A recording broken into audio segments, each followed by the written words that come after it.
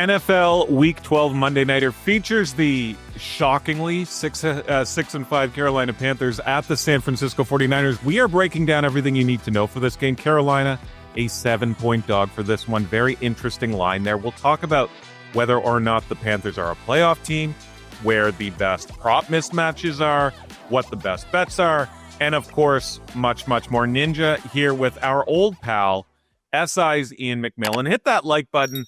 Hit that subscribe button. I'm Mac. We are going into week 12, and if you told me that we'd be sitting here at this point of the season talking about the Panthers as a 6-5 team, coming off a game where Bryce Young put up Dan Marino numbers, quite frankly, I'd have laughed. But here we are. They are plus 650 to win the NFC South, which I kind of think has value attached to it. Minus 400 to finish second, of course. Is this a legit football team here, or is this just a group of frauds? I think they're one of the most fraudulent teams in the NFL, Ninja. And now I'm not saying this just because you failed to mention the team that Bryce Young just put up 450 yards against was my Atlanta Falcons. So maybe I'm a little sour here. But no, I mean, if you look at the underlying metrics for this Panthers team, winning record, but they're 26th in total DVOA, 26th in net yards per play, 26th in EPA per play, 24th in opponent EPA per play. Those are not numbers to me of a team that's going to finish with a winning record or a team that's going to be able to overtake the NFC South. Now, to be fair, the price that you mentioned to win the NFC South is pretty long considering they're just half a game back, and I don't have a ton of faith in the Buccaneers either. So maybe worth a bet just based on that alone. But no, I don't think this Panthers team is a legitimate contender. The Bryce Young prop market for this game is interesting to me. He's coming off, of course, like you mentioned, the elite performance against your boys. So I thought we'd be sitting here today talking about some inflated numbers. But at DraftKings right now, at least, 202.5 passing yards on the board, 1.5 passing TDs. This is a Niners defense, IMAC, that was just absolutely shredded by Jacoby Brissett. Playing from behind, I get it, but still. Is this a market that piques your interest, or do you reckon that books have the numbers right here? No, yeah, I was also surprised it wasn't a little bit higher. So I probably would dabble a little bit in the over on Bryce Young's passing yards total. It's kind of funny, Ninja. I don't know if you saw this, but Bryce Young actually doesn't have a single game this year where he's thrown for 200 and something yards. It's either he has one game of 328, one game of 448, and then every other game has been less than 200 yards. So he has a 198 and mixed in there and 199, but for some reason he just can't throw for. It's either he throws for 300 plus or less than 200. But I think that streak's going to break this week. Yeah, you mentioned Jacoby Brissett kind of lit up this 49ers defense. Their secondary has been bad this season. Obviously, some injuries have played a significant role in that. But they're going to get Bryce Young to throw the ball. He's going to throw the ball enough in this game, I think, because I think the 49ers offense is going to put up points, force the Panthers to throw the ball. So, yeah, I was a little surprised. I would have expected it more in like the 215, 220 area. So I was a little bit surprised it's as low as it is. So, and I expect actually this number to go up as well. So yeah, I would let I like the over on that on Bryce Young's number. On the other side, of course, Brock Purdy returned for the Niners last week. The box score doesn't look super sexy or anything, but just a nice balanced game from him. Now with him back in the mix, do the Niners make a bit of a run and even make a little noise in their own division, which is uber competitive? They are plus 800 to win the West, for example, and some soft games coming up on the schedule too, IMAC.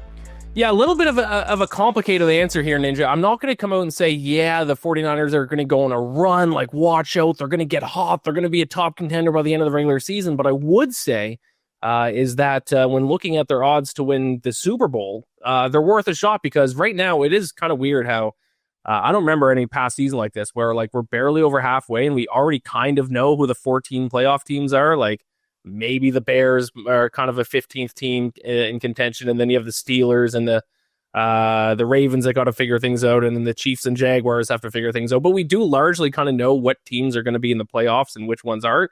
And the 49ers have the longest odds of those kind of 14 teams that we imagine are going to be in the postseason at around 35 to 1. So should they be a favorite? Are they as good as the, elite teams? But if they continue to get healthy and Brock Purdy continues to kind of play some efficient football, anything can happen once they get to the playoffs. And I certainly think they're going to lock up one of those postseason berths. So 35-1, probably worth a sprinkle at those odds, but I'm not going to sit here and tell you to watch out for this 49ers team. They're going to get hot in the second half of the season, but if they get healthy and, just like in any sports, if you get hot at the right time, crazy things can happen. So, yeah, I think worth a little sprinkle on maybe their Super Bowl odds or maybe just their NFC odds. I don't think they catch the Rams or Seahawks in the NFC West. I just don't think either of those teams are going to lose enough games in the final stretch for that to happen.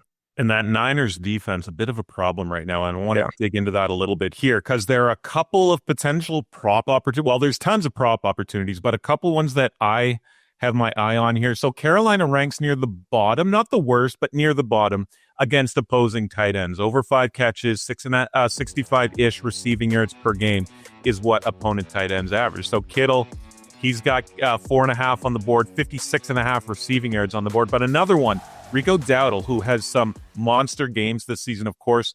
But since week 7, IMAC, the Niners defense, 28th in EPA per play and 29th in success rate. And the DVOA metrics, terrible as well. So when looking at these two candidates, Kittle, Rico Dowdle, what is the better prop spot, in your opinion, between these two guys on offense? I think you go with Kittle against this Panthers defense, who, like you said, has struggled against tight ends. I think the issue with the 49ers, and correct me if I'm wrong, Ninja, you're a 49ers guy, you might know a little bit better than me, but I think it's more their secondary than their run defense. The run defense hasn't been good, but if you look at, opponent yards per carry, 4.1, which is 13th in the NFL right now, and if you look at EPA and success rate, it's more like drop back EPA is 29th, whereas the opponent rush EPA 11th. So I'd be a little bit more concerned about the 49ers secondary and stopping Bryce Young than I would be Rico Dowdle. Now, I like Rico Dowdle. He's been fantastic this season.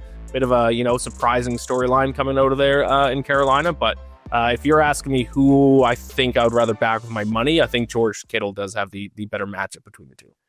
Going to get to your actual pick here in a moment. But IMAC, before we wrap, talk to me about this month, because November started with Game 7 of the World Series, which was obviously soul-crushing for both of us. Sure. But then I look at your other teams. The Falcons have 3 wins on the season, and they're on a current 5-game losing streak. They just lost the second game this season to these Carolina Panthers.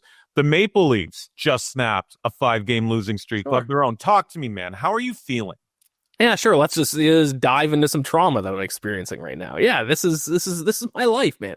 I will say that the Blue Jays losing the World Series hurt me so bad that the Maple Leafs and the Falcons isn't actually hurting me as much because I'm already dead. I'm already numb. You can't hurt me any more than the Blue Jays having to win 2 games in Toronto to win the World Series, 2 outs away, a Dalton Varsho sac fly away, 2 inches on an IKF slide in a home plate away. Nothing is worse than that. So I've hit rock bottom. I was telling you before we went live, in week 11 of the NFL season, between my sides and totals and props, I went a total of 3-22, which I didn't think was mathematically possible to have that bad of a week. By far the worst weekend I've had in my life betting. But still, it doesn't hurt me because the Blue Jays hurt worse. So I'm numb at this point. So yeah, it's been a tough November. My sports, the Jays blew the World Series. The Falcons might have to start over and start from scratch. The Maple Leafs stink. They're actually expected to miss the playoffs at this point. And I'm having a terrible month betting. The only thing still going my way is that I am alive in 2 survivor pools. One, I'm down to the last 83. The grand prize is $75,000 US. That's the only thing keeping my head above water. And speaking of actually this game, my pick for Survivor this week in that pool is the 49ers.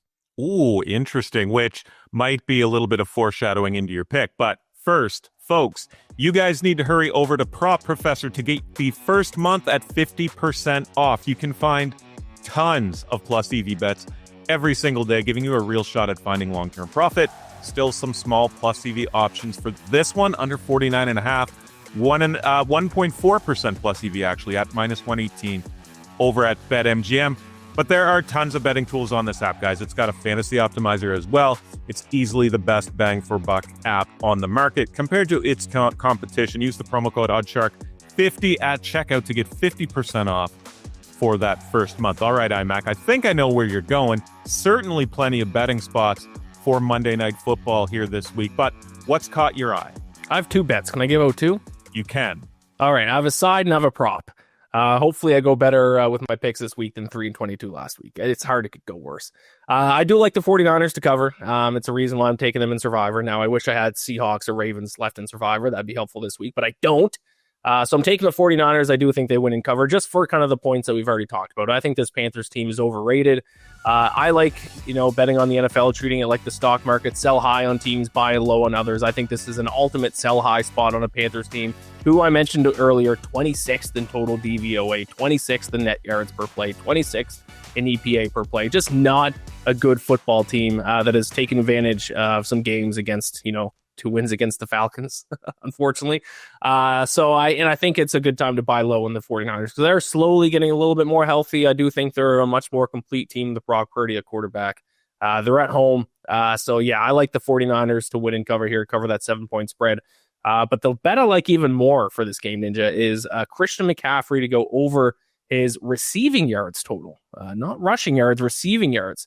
Some people might be surprised to find out McCaffrey's actually averaging more receiving yards per game this season than rushing yards, which is shocking for a running back. 66.5 receiving yards per game compared to 64.3 rushing yards.